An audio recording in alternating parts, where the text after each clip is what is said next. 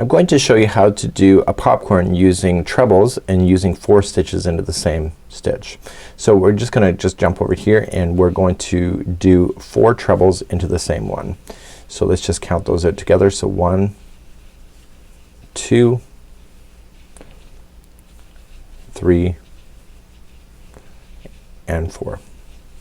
So you're gonna finish your 4 trebles as normal, but here's where the difference is. You're gonna drop the hook from the loop and you're gonna come to the beginning one of the grouping of 4 and come from the front to the back and then pick up the loop and then pull it through. And you can see that makes it pop towards you.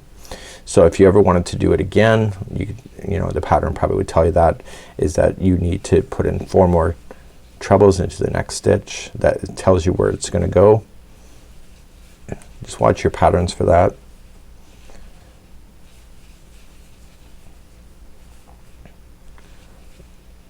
And then once you get your 4 in, you can do the same thing. So drop the loop, coming to the first one of the grouping of 4, go towards the back and then pick up the loop and go and push and pull it forward. So that makes the popping pop towards you. Now if it ever said to go to the WS popcorn, wrong side popcorn, instead of going from the front to the back, you would go on the first stitch from the back to the front and then you just grab the loop and pull towards the back. You see the difference? This one's popping towards you, this one's popping away from you. So how you grab that is a difference of which side the pop will be on. So this is using treble crochet using 4 stitches into 1 for a popcorn.